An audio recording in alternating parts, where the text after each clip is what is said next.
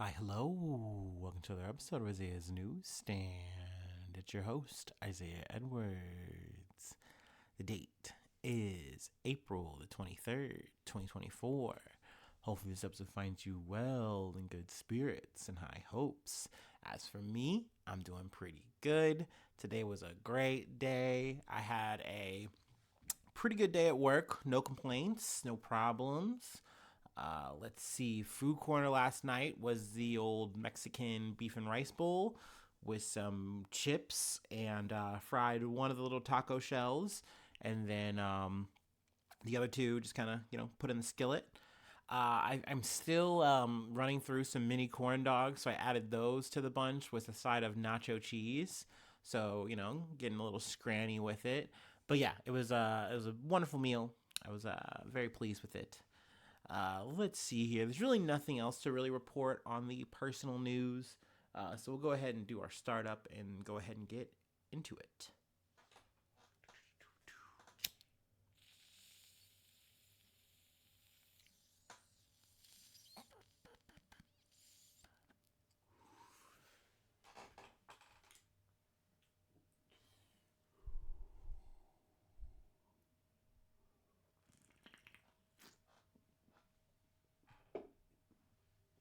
Okay. All right, all right. Oh, I should have pulled this up. Apologies. Okay. Our first story comes from the BBC. Fabrico Colon Pico. Ecuadorian police capture fugitive gang leader. Fabrico Colon Pico, the leader of Los Lobos, has been on the run since escaping from jail on January 8th. Officials said they had traced Colon Pico, who had dyed his hair blonde in an effort to change his appearance, to the town of Puerto Quito. I gotta say, this is a bad dye job only because it looks just fucking terrible on my guy. I don't know. Maybe they could have gone with something a little bit more subtle, but I don't really know if the dye job is really going to help him no matter what. But let's see here. Ecuador's Attorney General Diana Salazar had accused Colon Pico of plotting to kill her. Excuse me. There it is. The 44-year-old was one of the most wanted people in the country. His gang has been accused of planning last year's murder of presidential candidate Fernando Villavicencio. Los Lobos is estimated to have 8,000 members and is thought to have links to the Mexican Jalisco New Generation Cartel. Its members engage in drug trafficking and are accused of working as hitmen. Police say Colon Pico had been detained in early hours of Monday after several months of investigative work. Colon Pico was one of more than 30 inmates to escape from Riobamba prison on January 8th during a wave of prison riots and violent attacks which shook the Andean country. The prison service said he had taken advantage of the chaos created by rioting inmates to walk out of the jail. 20 of the fugitives were quickly rearrested, but Colon Pico managed to evade capture for months. We don't know what prison he's going to be going to, but overall, this is a dub for Ecuador. Tip of the hat, though. We've kind of talked about some of the things that they've been doing in terms of like running into MNCs and getting people that they want to get. I'm not a big fan of that. Still boo for that. Tomatoes for that. But at least they're getting their guys, I guess. And in this situation, they're getting a hard case off the street, if you will. So there's that. But yeah, I really the best part about that was the dye job. If you ask me, just Jesus Christ, it's like Justin Bieber blonde. It just wasn't fitting. But yeah, let's move on to the next beat. Let's hit the English Channel, if you will. Also from the BBC, 5 deaths in the English Channel are tragic, says Rishi Sunak. Speaking as news of the deaths first emerged, the PM said it underscored the need for his plan, which would see some asylum seekers sent to Rwanda. He said breaking the business model of criminal gangs who organize the crossings was a matter of compassion. This is fucking bullshit. Fuck this guy. Rishi Sunak makes you so goddamn mad. Fuck the Tories. I mean, fuck the Labour Party too. They fucking suck. But I mean, the Tories suck worse to me. The new law, which states that Rwanda should be considered a safe country for asylum seekers, paves the way for flights to take place. So this is kind of like a double whammy article here. We have the one part, in the front load, which is, 5 migrants who were fleeing France. They run and they tried, I think it's like, I can't remember the exact number. I think it's 6, but there might have been more. But they try to get on this dinghy and they hit the English Channel. The dinghy, it runs out of steam. It starts sinking, shit hits code red. They try to get, the people out, but out of the 6 people that they were able to pull up, I think 5 of them die. So obviously it's very unfortunate, but you can see Rishi Sunak, who just dusted off this shit off of Parliament. We've talked about his whole stop the boats plan, the Rwanda bill. Like, this shit is criminal. I feel like it's internationally reviled when people actually look at it and have an opinion. It's like, there's just no way you can feel good about this shit outside of the UK, if you ask me.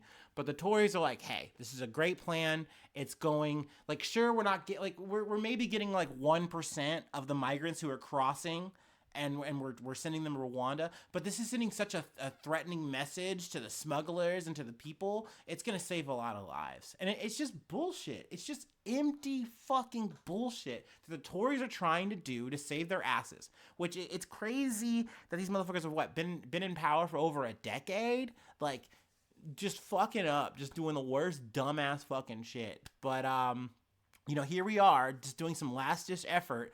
Fucking Rishi Sunak's trying to fucking flap his ears and make some shit happen. But yeah, I mean, I'm hoping that this gets tangled up in more legal shit and doesn't come to pass in terms of like the stop the boats thing. I think he said it's like anywhere from like 6 to 12, 10 to 12. I don't remember the exact number, weeks out. But he's gone through like all the protocols, gone through all the things. It's going to be so humane. Trust him.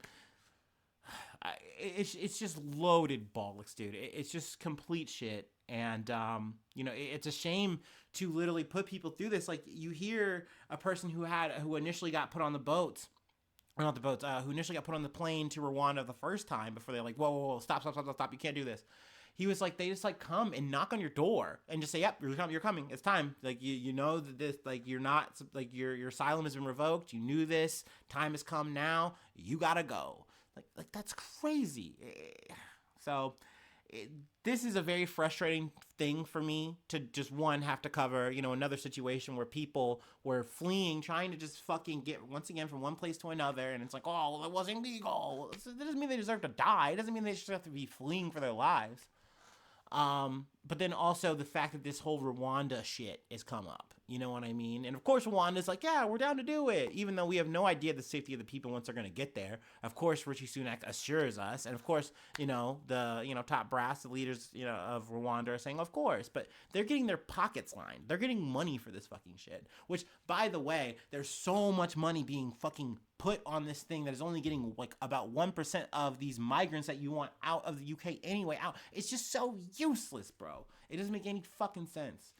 But it gave me something to yap about. So I know I kind of riffed there, but by all means, hit up the BBC if you want to get the full tea, the whole Earl Grey on the matter. Let's go ahead and move on to the next bump. From ABC News, man kills wife, 3 kids, and murder-suicide mass shooting. 4th child survives unharmed. Police. A man killed his wife and 3 of his children in an apparent murder-suicide mass shooting at a home in Oklahoma, according to police. The only survivor was the 10-year-old son who was asleep during the shootings, Oklahoma City police said. The 10-year-old called 911 Monday morning and said everyone inside the house appeared to be dead. Police said at a news conference Tuesday. Police said they believed Jonathan Candy, 42, became involved in an altercation with his wife, 39-year-old Lindsay Candy, and then shot her multiple times. Jonathan Candy then systematically went through the home, shooting and killing 3 of their children: 18-year-old Dylan, 14-year-old Ethan, and 12-year-old Lucas, according to police. Those children were hunted down, police said. Authorities said they do not know why the 10-year-old was not hurt. So, a little bit of true crime there, unfortunately. It's very sad. Obviously, condolences to, everyone involved in that situation. Crazy that just a flip of a switch and, this just happens. I don't know. I really don't have anything, I feel like I have nothing really useful to add in this situation. But, I just didn't want to cover it. Didn't want to talk about it a little bit there. So, let's, I guess this is levity when we got to go to the politics. So, yeah, let me go ahead and take my last break. And then we'll go ahead and, we'll get back to this whole Congress bill. I wanted to kind of rehash that. There were some things I missed, mainly with the TikTok part. So, yeah, let's go ahead and take our last break.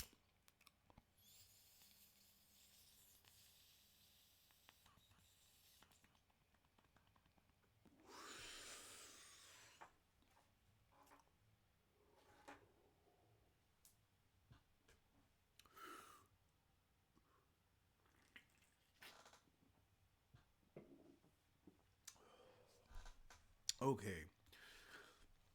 From NBC News. Senate advances Ukraine aid, Israel funding, and TikTok ban. Senate voted Tuesday to advance the $95 billion aid package to provide critical aid to Ukraine and a provision that could lead to a nationwide ban on TikTok. The vote of 80 to 19 indicates the legislation has enough support to clear the Senate in a final vote, which would come as soon as Tuesday evening, then head to President Joe Biden's desk to be signed into law. The package, which passed the House on Saturday, includes $60 billion aid or $60 billion in aid to Ukraine that President Volodymyr Zelensky said would give his country a chance at victory against Russia. We'll see. And includes $26 billion in aid to Israel in humanitarian relief in Gaza. There's not going to be that much humanitarian relief in Gaza trickled in. We've talked about that. But in addition to $8 billion for security in Taiwan and the Indo-Pacific, aka to settle up our beef with China, which, is going to be infinite competition or whatever the fuck we're calling it today. But let's get to the thing that I just outright fucking missed. Went over my head. I knew about it, but I just didn't get to it. And I figured, hey, okay, it's fine. We'll get to it when Senate actually, wraps it up.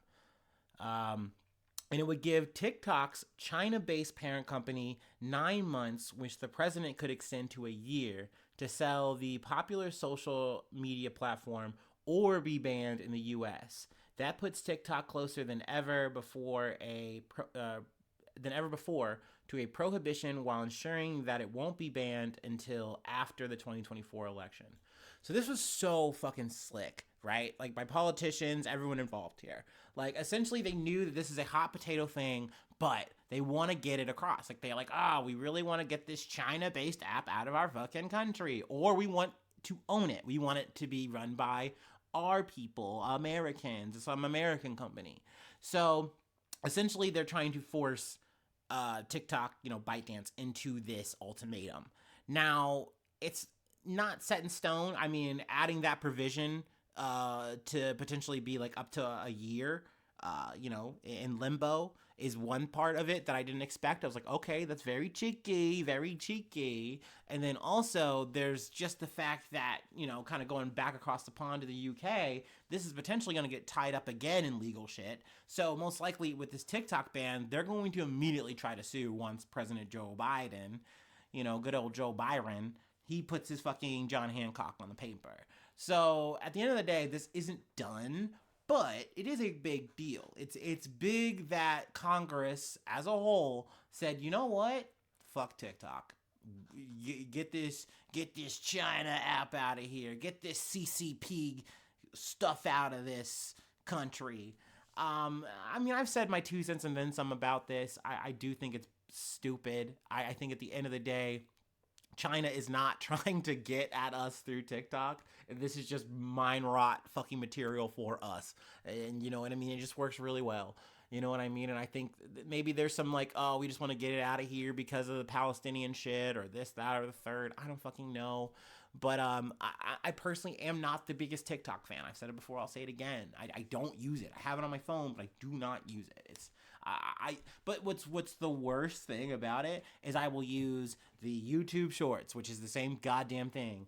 Instagram Reels, Facebook Reels, all the same carbon copy bullshit that they got from TikTok. So it's silly to me that we're running around in circles because we just don't like China, I guess, as a nation state or whatever. I for one think it's fine. I think it's lame as hell that you're jamming up potentially people's money, you know, because it's like, hey, if you've made your base on this platform, you don't want to have to roll the dice and be like, oh, should I go to YouTube or should I like go to Twitch or whatever and potentially lose what I have here, which is like such a big like great thing. Like you shouldn't be put into this just because some fucking sweaty politicians want to get points for blah blah rah rah today. That's lame as fuck. We're always gonna hate that shit. We're always gonna have tomatoes in hand for that shit. So yeah, I feel like that's it. I feel like we'll call it good there. By all means, check it out. Check out the NBC News yourself. You can see what that Peacock has to say. I don't know. Anyway, that's it for me. If you'd like to help out, support the effort, I do have a Patreon, patreon.com/Isaiah News. 3 ways to contact me, though. IsaiahNews1@gmail.com. Then let's see here. Any of the socials you pick, I'll probably be there. I'll be there. Just type my name and I'll be there. Or the podcast. You can just find me. Please subscribe to YouTube. Helps out a lot. Subscribe or follow, hit whatever they call it on whatever listening app you're on right now. It really would mean a lot. And comments are great. Sharing is caring. But yeah, hopefully I see you soon for some more good news. I love you.